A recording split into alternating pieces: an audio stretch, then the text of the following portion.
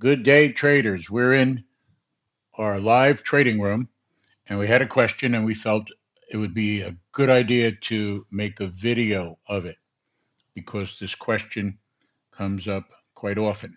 How can you forecast support or resistance using volatility, prior swing movement, and our proprietary indicator called the swing magnitude factor? It's not a secret. We teach it in every class, so everybody knows it. It's really not that complicated. It's based on prior movement. There's a reasonable expectation for the market to move up or down. So let's get to it. In the morning, we publish this for you. If you look at today's report before the market opened, 8:45 a.m., that's Eastern time. Do you see this swing magnitude? 191. Based on prior price movement and volatility, that is a reasonable expectation for the market in general to move up so many points, and you would expect it to get tired or meet resistance, and then sellers would take over. And if you've traded at any length of time, you'll notice that during a trading day, the market will have up moves and down moves. Simply, traders go long, they have a profit, they're going to sell. Some sell small, some wait for a big home run, but inevitably the market turns back and goes in the other direction.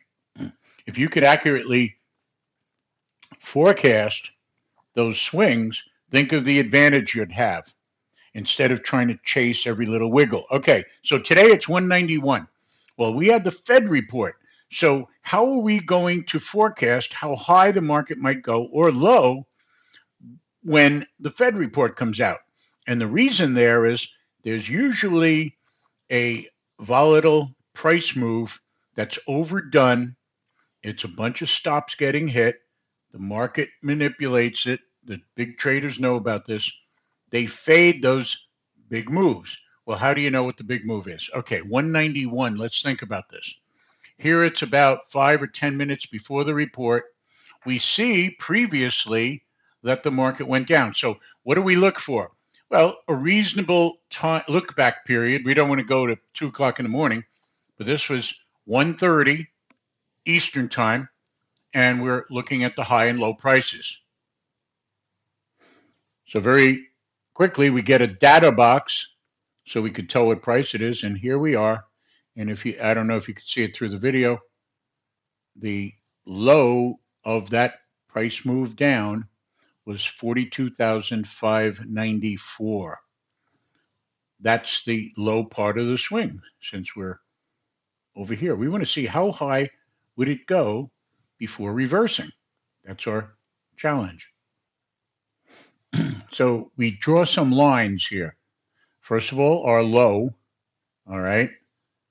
And we're saying if the market has a fast run up from the low that we've seen going back, about within an hour, if it has a run up from there, 42,594, and goes up 191 points, it'll go up to 42,786 before meeting resistance. That means anyone who's bought it down there would be happy taking a 191 point profit.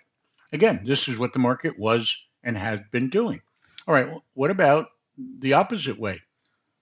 Uh, Currently trading when we identify this, where the high was 42,716.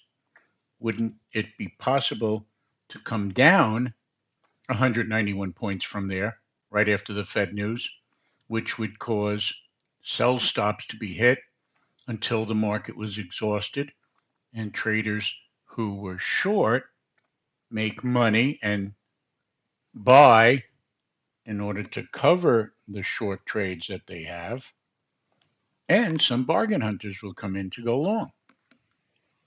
What has the market been happy with before? 191 points, roughly. So we put in a line at 42,525. Here's the cool thing. You can do what a lot of professionals do.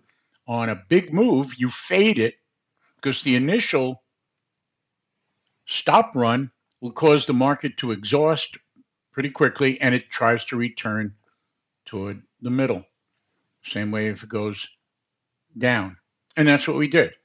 I just want to show you how we measure it. We literally take the current price and look at a recent high and a recent low and do our calculating off of that. What's reasonable? Well, let's face it, we're day trading. You don't have to look back last July.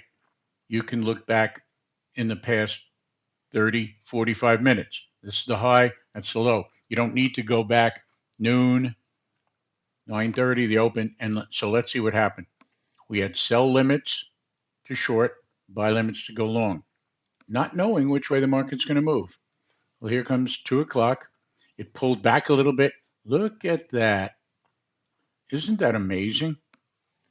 If you think about it, we quickly got a move up, faded it short, and literally within 1 minute had over 100-point profit.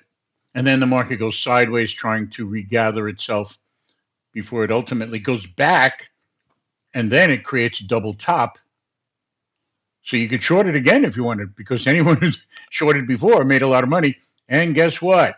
It goes then back to the opposite side of our 525.